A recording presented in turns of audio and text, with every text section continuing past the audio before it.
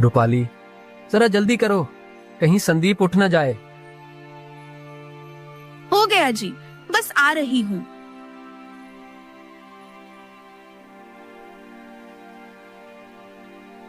हे भगवान, संदीप की रक्षा करना। अब हमारे पास मृत्यु के अलावा दूसरा कोई रास्ता नहीं है। संदीप सिर्फ 8 साल का था। संदीप, मेरे बच्चे, मेरे लाल, अपना ख्याल रखना और हम दोनों को माफ कर देना। हमारे पास इसके अलावा दूसरा कोई रास्ता नहीं है। इतना कहकर रूपाली और कमल दोनों नदी की ओर जाने लगते हैं। कुछ देर में वे दोनों जंगल में पहुंच जाते हैं। रूपाली, घर में कुछ छूटा तो नहीं है? नहीं जी, घर में कुछ भी नहीं छूटा है जिससे संदीप को पता चल सके। इसके बाद कमल और रूपाली दोनों जलती हुई आग में छलांग लगा देते हैं और वहीं अपनी जान दे देते हैं। अगली सुबह संदीप अपनी माँ को बुलाता है। माँ, ओ माँ, कहाँ हो? चलो, मुझे जल्दी से खाना दे दो, बहुत जोरों की भूख लगी है। लेकिन जब कोई जवाब नहीं मिलता तो वह उठकर रसोई में जाता है। अरे माँ यहाँ भी नहीं है, इतनी सुबह सुबह कहाँ चली गई? संदीप परेशान हो जाता है और पूरे घर में ढूंढता है, लेकिन जब उसे घर में कोई नहीं मिलता है तो उसे चिंता होती है। इसके बाद वह पड़ोस में जाकर अपनी माँ के बारे में पूछता है। चाचा, मेरी माँ को देखा है क्या? पता नहीं इतनी सुबह सुबह कहाँ चली गई। नहीं संदीप, मैंने तुम्हारी माँ को नहीं देखा। ठीक है चाचा। संदीप उदास होकर अपने घर लौट जाता है और आंगन में बैठ जाता है। पता नहीं माँ और पिताजी दोनों कहाँ चले गए। मुझे तो बहुत डर लग रहा है। हे भगवान, रक्षा करना। उन्होंने आज तक कभी मुझे अकेला नहीं छोड़ा। संदीप की आंखों में आंसू थे। थोड़ी ही देर में संदीप की आंख लग जाती है और वह वहीं बैठे बैठे सो जाता है। शाम का समय। संदीप जल्दी से उठता है। संदीप इधर उधर देखता है, उसे कोई नहीं दिखाई देता है। इसके बाद संदीप रोते हुए कहता है। हे भगवान, माँ और पिताजी दोनों कहाँ चले गए? अभी तक नहीं लौटे। कहीं मुझे छोड़ के तो नहीं चले गए। संदीप भूखा था। वह उठकर घर में जाता है और घर में खाने के लिए ढूंढता है, लेकिन घर में एक दाना भी नहीं था। समझ नहीं आ रहा है क्या करूं। मुझे बहुत जोरों की भूख लगी है और पता नहीं माँ पिताजी कहाँ चले गए। मुझे डर भी लग रहा है। भगवान, मेरी रक्षा करना। संदीप बिना कुछ खाए पिए जाकर सो जाता है। अगले दिन पूरे गांव में हल्ला हो गया था कि संदीप के माता पिता उसे छोड़कर कहीं चले गए हैं। बेचारे संदीप की तो जिंदगी खराब कर दी। उसके माता पिता ने बताओ अब संदीप कहाँ जाएगा। हाँ, तुम सही कह रहे हो। इस बेचारे 8 साल के बच्चे की क्या गलती थी? गांव के लोग संदीप के बारे में चर्चा कर रहे थे। वहीं पास में खड़ा सेठ दीनदयाल यह सुनता है और उसके दिमाग में एक तरकीब आती है। इसके बाद वह जल्दी से संदीप के घर जाता है। संदीप, अरे ओ संदीप के बच्चे, बाहर निकल। इतना सुनकर संदीप जल्दी से बाहर आता है। जी सेठ जी। अरे संदीप, मैंने सुना है तेरे माता पिता तुझे छोड़कर भाग गए हैं। अब तू ये बता, मेरे कर्ज के पैसे कौन लौटाएगा? क्या? कर्ज के पैसे? हाँ, कर्ज के पैसे। तेरे बाप ने मुझसे बहुत सारा कर्ज लिया था और वो तो मुझे कर्ज वापस किए बिना ही भाग गया। तू बता, मुझे कैसे पैसे वापस लौटाएगा? सेठ जी, आप तो जानते हैं मेरे पास कुछ भी नहीं है। मैं किस तरह आपको धन लौटा पाऊंगा? ले देकर बस मेरे पास एक झोपड़ी है जिसमें मैं रहता हूँ। इस झोपड़ी का मैं क्या करूँ? अगर पैसे नहीं हैं, तो तुझे उम्र भर मेरे खेतों में मजदूरी करनी पड़ेगी और तभी यह कर्ज चुकेगा, और मैं इसके तुझे पैसे भी नहीं दूंगा। संदीप नादान था, इसलिए वह आसानी से सेठ दीनदयाल की बात मान जाता है। ठीक है सेठ जी, अगर ऐसा करने से कर्जा माफ हो जाएगा तो मुझे मंजूर है।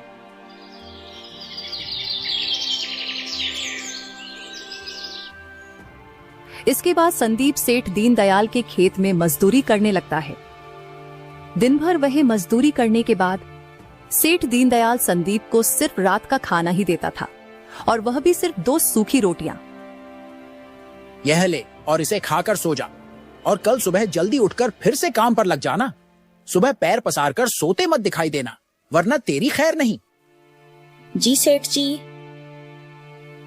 सेठ धनीराम संदीप को खूब मारता पीटता भी था, जैसे वह कोई जानवर हो, लेकिन हालातों के आगे संदीप भी मजबूर था। ऐसे ही कुछ साल बीत जाते हैं और संदीप 25 वर्ष का हो जाता है।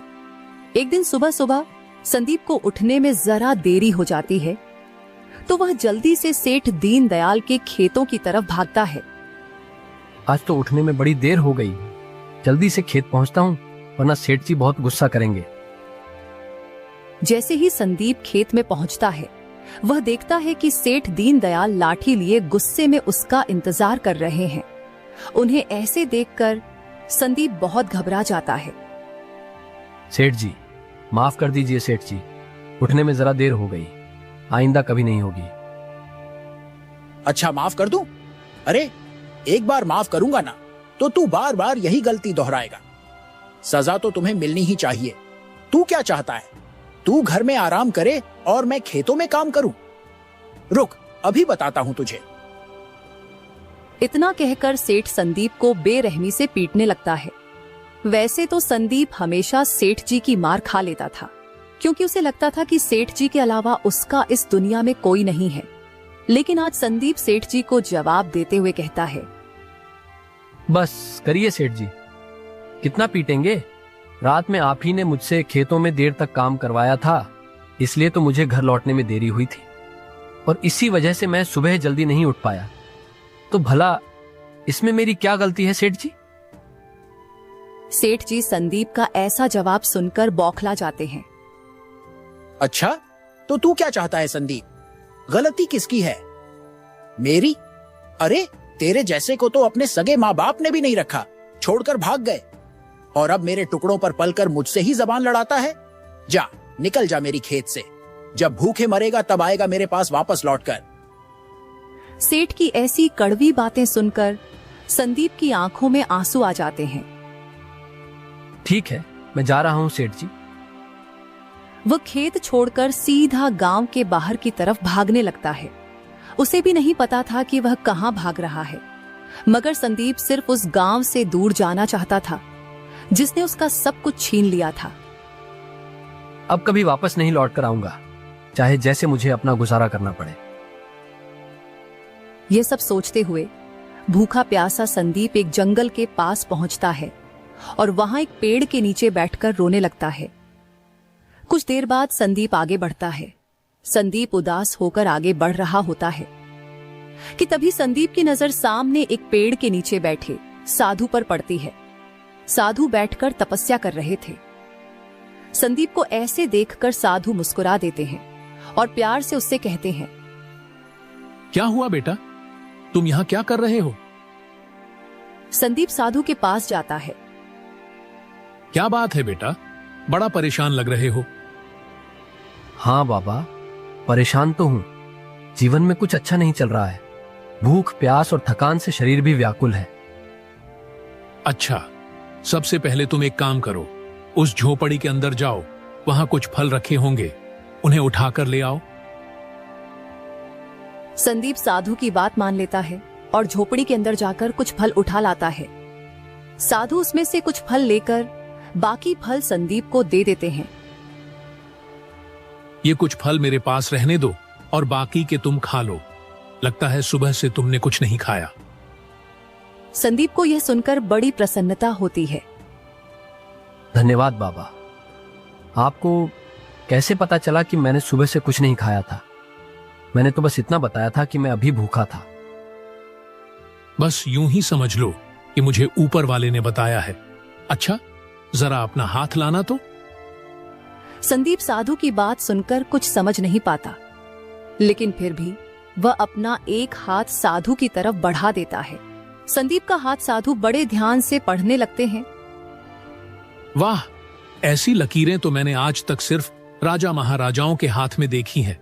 बेटा, तुम तो बहुत तकदीर वाले हो। संदीप को साधु की बात पर हंसी आ जाती है। ये आप कैसी बातें कर रहे हैं साधु महाराज? आपकी बातों से तो मुझे ऐसा लग रहा है आप मेरा हाथ देखने का सिर्फ नाटक कर रहे हैं और आपको लकीर पढ़ना आता ही नहीं। संदीप की बात पर साधु मुस्कुरा देते हैं। क्या हुआ बेटा, तुम ऐसे क्यों कह रहे हो? मैंने आज तक अपना जीवन गरीबी में बिताया है बाबा। मेरे माता पिता भी मुझे छोड़कर चले गए हैं।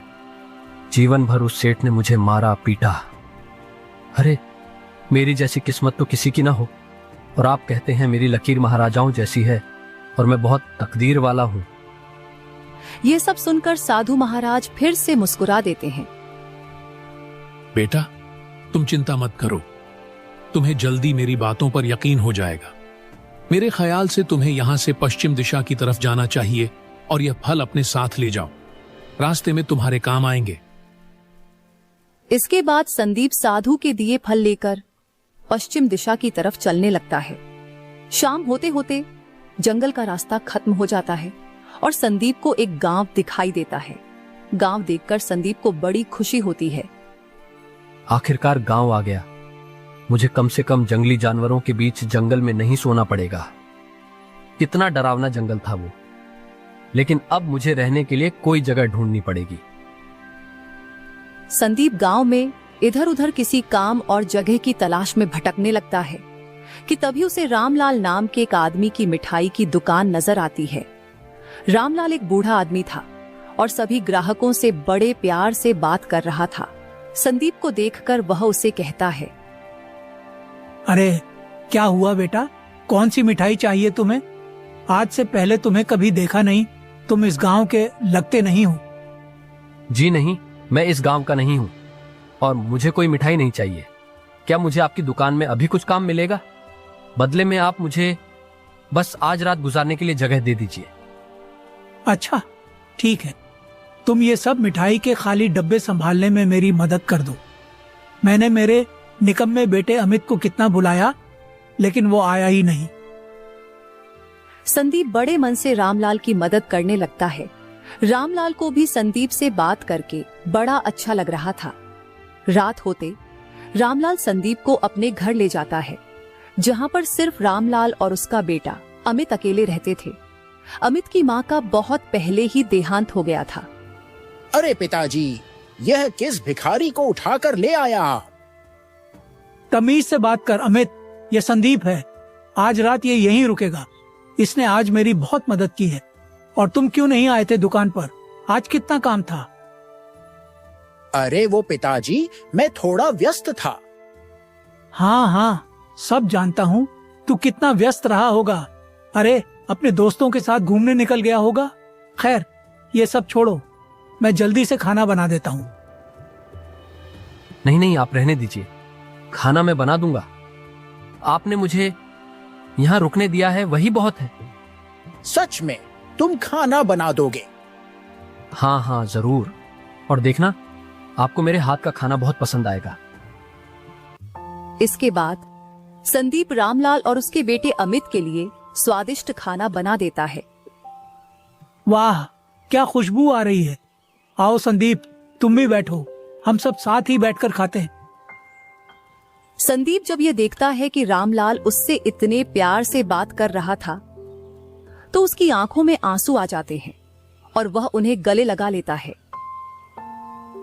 क्या हुआ बेटा, ऐसे भावुक क्यों हो रहा है? बहुत अरसे के बाद किसी ने मुझे ऐसे प्यार से बात किया है, इसलिए मन थोड़ा भावुक हो गया। चलिए आप सब साथ में भोजन करते हैं। इसके बाद वे सब साथ में बैठकर भोजन करते हैं।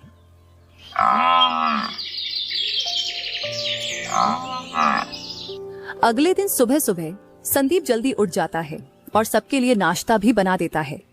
आज उसे बड़ा अच्छा लग रहा था और ऐसा महसूस हो रहा था मानो यह उसकी जिंदगी की एक नई शुरुआत हो। सेठ जी उठ जाइए, मैंने आपके लिए नाश्ता बना दिया है, और अमित सेठ को भी उठा दीजिए। क्या खुशबू है चाय की। वाह, अरे तूने तो मेरा दिल ही खुश कर दिया संदीप। ऐसे तो सिर्फ मेरी पत्नी ही मुझे नाश्ता बनाकर खिलाया करती थी, तूने तो मुझे उसकी याद दिला दी। और हाँ, यह क्या सेठ सेठ लगा रखा है। एक काम कर, तू मुझे चाचा बुलाया कर। रामलाल की बात सुनकर संदीप को बेहद अच्छा लगता है। वह खुशी से कहता है, ठीक है रामलाल चाचा। इसके बाद तीनों नाश्ता करने बैठ जाते हैं।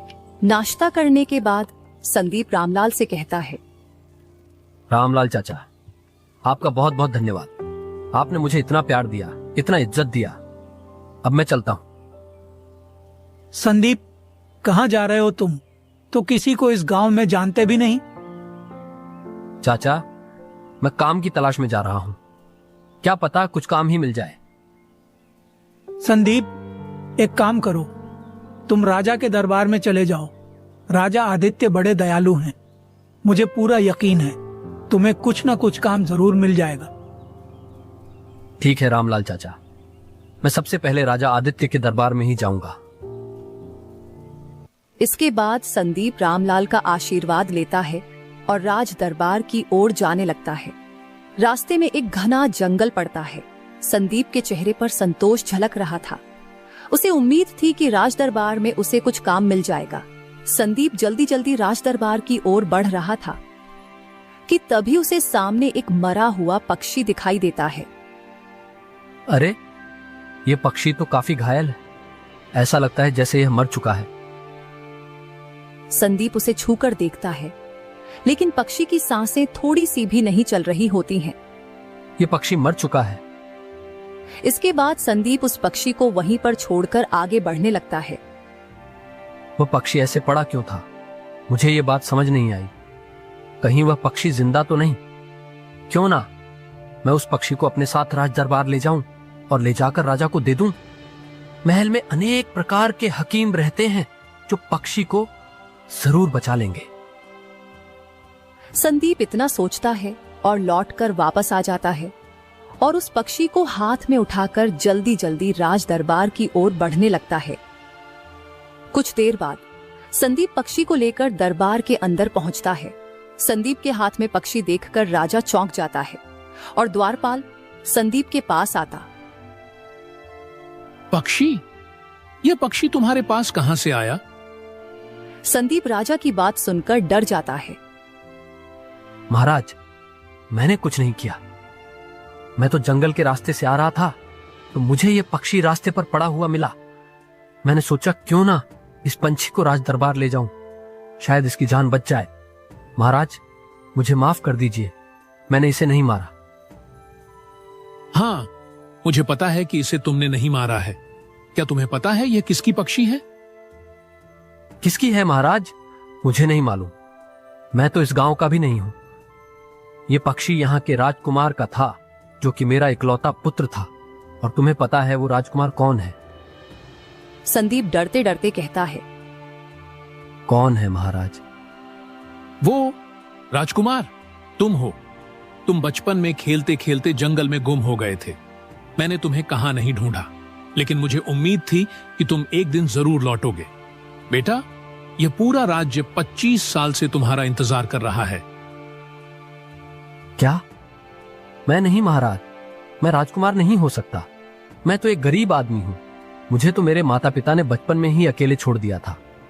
बेटा, वो तुम्हारे माता पिता नहीं थे। वो दोनों डायन थे जो तुम्हें जंगल से अपहरण करके ले गए थे। लेकिन यह सब आपको कैसे पता? और मुझे तो कुछ याद नहीं। बेटा, तुम्हारे गुम हो जाने के बाद मैंने तुम्हें बहुत ढूंढा, लेकिन कहीं से कुछ पता नहीं चल रहा था कि अचानक एक दिन एक साधु आते हैं और उन्होंने ही बताया था कि 25 साल बाद एक आदमी मरे हुए पक्षी लेकर राज दरबार में आएगा। वही होगा इस राज्य का राजकुमार। संदीप यह सब सुनता है और उसे विश्वास नहीं होता है कि तभी उसे साधु की बात याद आती है। क्या हुआ बेटा? ज्यादा सोचो मत। अब तुम आ गए हो ना, अब सब कुछ सही हो जाएगा। इसके बाद संदीप अपने पिता राजा आदित्य के गले लग जाता है